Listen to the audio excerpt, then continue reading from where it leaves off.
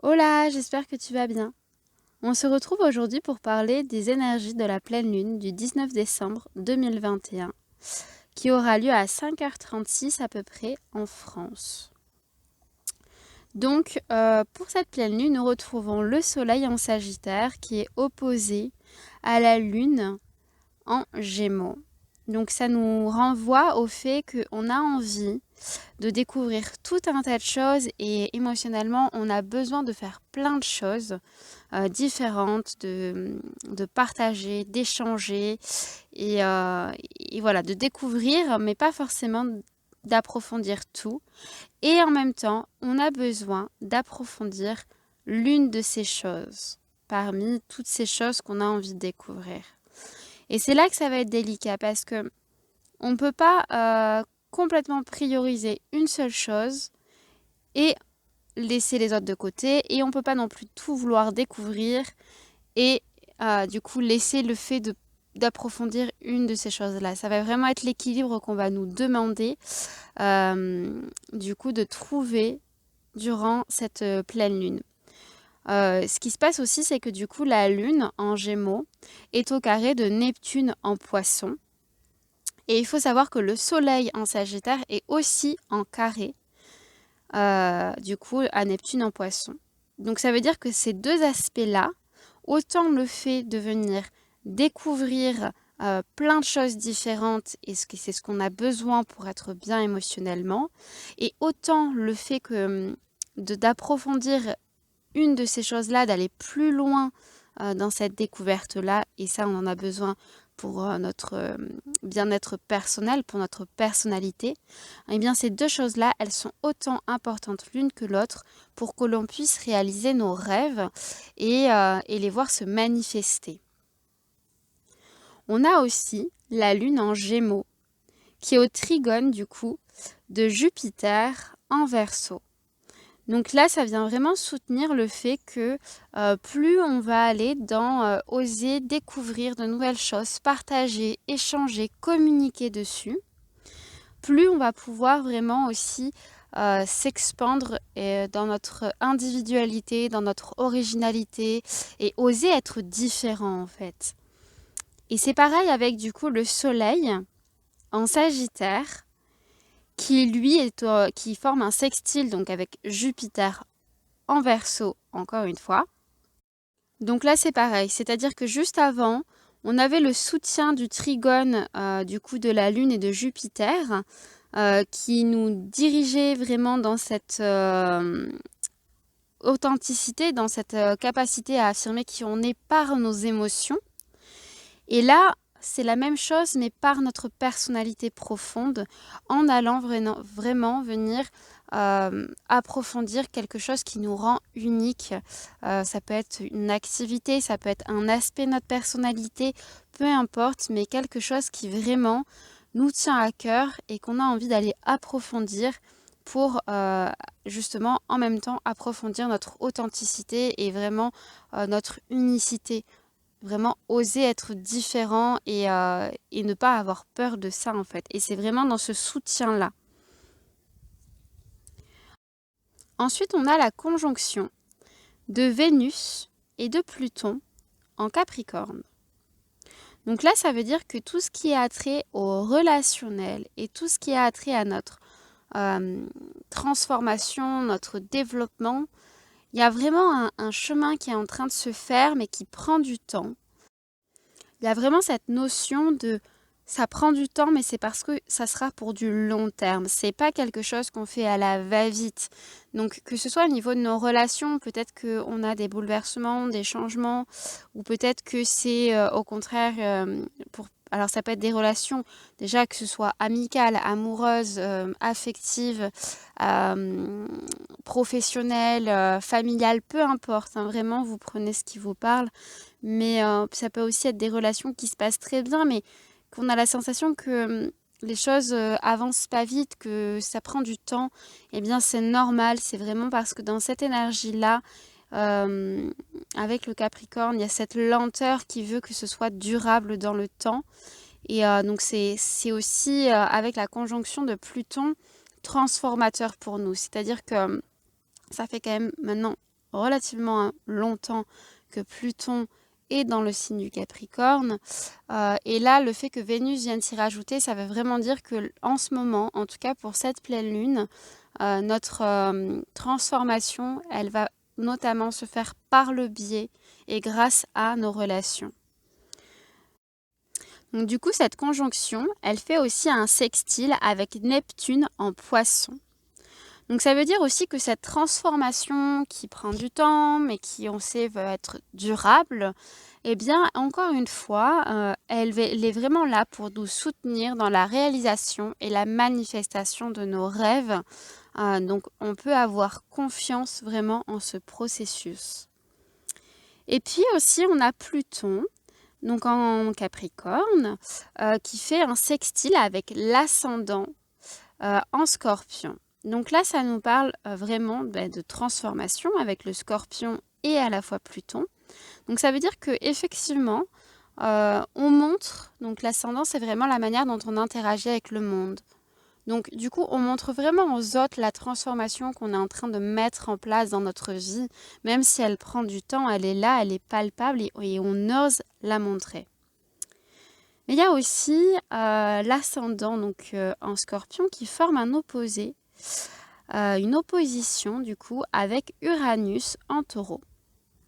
Donc du coup, le fait de montrer en fait vraiment notre transformation, comment on évolue au quotidien et comment on ose le montrer, ça peut venir nous challenger dans le fait d'oser montrer qui l'on est avec joie et simplicité. C'est-à-dire que ça peut rendre difficile d'accepter, de montrer notre vulnérabilité parce que en fait, oser être soi, c'est aussi oser être vulnérable. Et ça peut être difficile de montrer à quel point on peut être différent dans la matière, dans le concret, dans la vie de tous les jours, dans la routine, le quotidien. Et ce, avec vraiment la joie et la simplicité d'être juste qui l'on est, quoi. Ça peut être challengeant à ce niveau-là. Et aussi avec Uranus en Taureau, qui forme un carré donc avec Saturne en Verseau. Ça peut aussi être un peu challengeant, du coup, de réussir à vraiment montrer cet aspect authentique de nous, toujours avec vraiment sagesse et bienveillance. Enfin, vraiment de rester dans une certaine maturité et une certaine stabilité. Ensuite, on a l'ascendant, donc pour revenir avec le Scorpion, qui forme par contre un trigone avec Neptune en Poisson. Donc, c'est-à-dire que le fait d'oser montrer cette transformation qui s'effectue en nous aux autres, c'est aussi un moteur et une très bonne source de soutien pour pouvoir réussir à manifester nos rêves. Donc ce challenge-là qu'on a vu juste avant de oser malgré tout montrer qui l'on est dans la matière et oser être différent dans notre quotidien, dans notre routine et oser être juste soi en toute simplicité. C'est vrai que c'est un challenge qui n'est pas facile, mais c'est aussi tout l'enjeu, je pense, qui vraiment vient nous aider et nous soutenir à manifester nos rêves. C'est un peu comme le défi de cette pleine lune, de réussir ce challenge-là pour pouvoir manifester nos rêves. On a aussi du coup, et alors c'est intéressant parce que du coup on a effectivement Uranus en Taureau qui fait le trigone avec le milieu du ciel et qui est donc en Vierge. Donc du coup, on a toujours cet aspect de montrer sa vulnérabilité, son authenticité, montrer qui l'on est dans la matière, dans notre quotidien, dans notre routine. Tout en fait, donc il y a vraiment ce soutien-là avec le milieu du ciel qui vient parler de notre destinée, de ce que l'on doit accomplir dans notre vie pour être à notre place et être bien.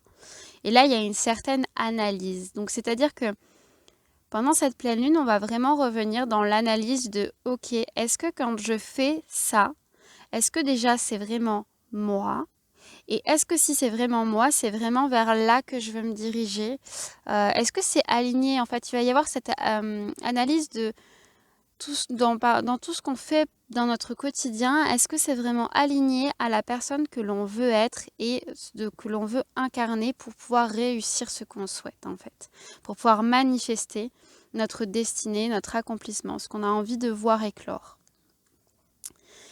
Et avec le milieu du ciel, du coup, en Vierge, il forme aussi une opposition à Jupiter, du coup, en Verseau. Donc, ça vient aussi nous challenger sur comment on arrive à vraiment nous expanser dans notre pure originalité, dans notre pure authenticité, à approfondir cette partie de notre être, tout en gardant le cap de s'assurer Enfin, tout en remettant en question vraiment ce qu'on veut accomplir dans notre vie et est-ce que c'est vraiment aligné. Donc là, l'enjeu, c'est de ne pas se perdre dans notre prise de recul. C'est-à-dire que notre analyse, elle doit vraiment être au service de notre authenticité et non nous perdre et nous remplir en fait de doutes, de peurs et de nous perdre en fait, tout simplement. Ensuite, on a le milieu du ciel, une fois de plus, qui est donc en Vierge, qui fait un carré à Mars en Sagittaire. Et ce qui est intéressant, c'est qu'on a aussi donc Jupiter en Verseau.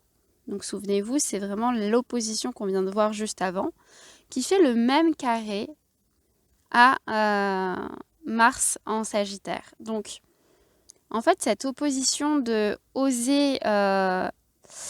cette opposition de oser être vulnérable et analyser ça sans se perdre, eh bien, elle est vraiment en conflit avec le fait de passer à l'action pour pouvoir découvrir de nouveaux horizons et approfondir certaines choses. Donc là, ça va être un autre challenge de cette pleine lune, où vraiment, il va falloir réussir à faire la part des choses entre notre envie d'approfondir quelque chose, pour pouvoir, on l'a vu tout à l'heure, vraiment aller sur oser être qui l'on est pleinement dans notre authenticité, notre vulnérabilité et en même temps ne pas se perdre dans notre analyse ni dans notre expansion. C'est-à-dire qu'il y a vraiment cette volonté d'apprendre quelque chose dans un domaine précis, mais c'est ce domaine-là qui va nous permettre d'aller dans notre authenticité et non notre réflexion et notre prise de recul qui va nous permettre d'oser être nous-mêmes.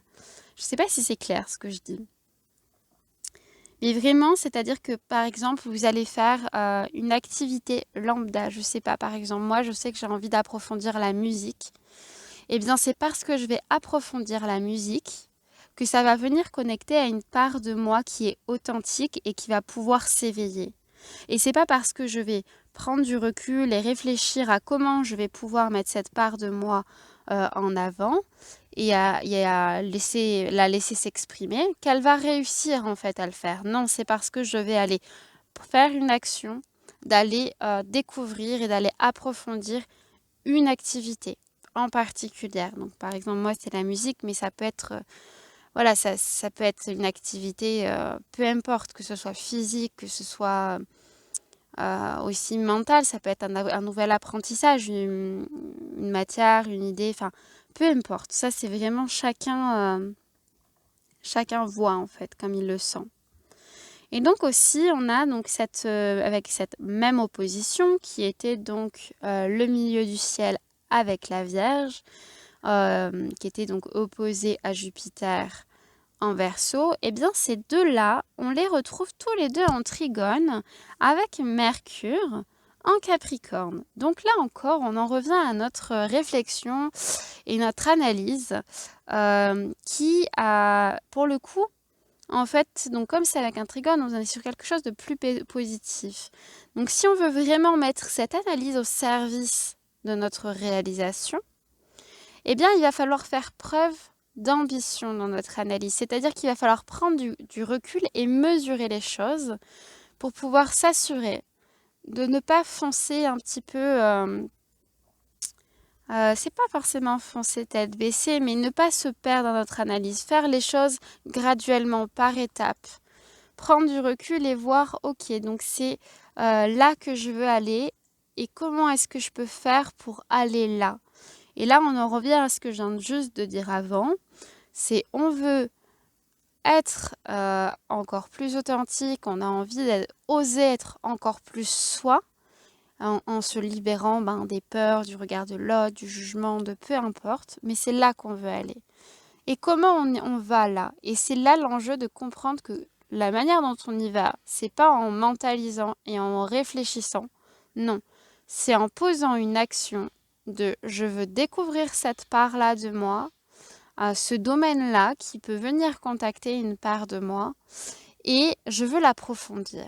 Et c'est en approfondissant cette part-là que vraiment je vais pouvoir en fait en apprendre sur moi par ce biais-là et non l'inverse.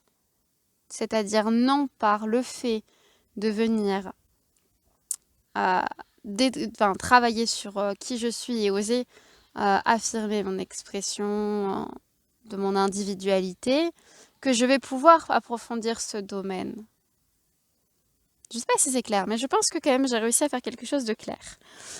Voilà, donc sur ce, nous avons fait le tour des énergies de cette pleine lune. N'hésitez pas à me dire si le format vous plaît davantage de cette manière-là ou si vous préférez quand je fais déjà un texte pré-organisé. Voilà, ce qui est le plus compréhensible pour vous, ce qui vous parle le plus. N'hésitez pas à me faire un retour dans les commentaires, j'en serais ravie.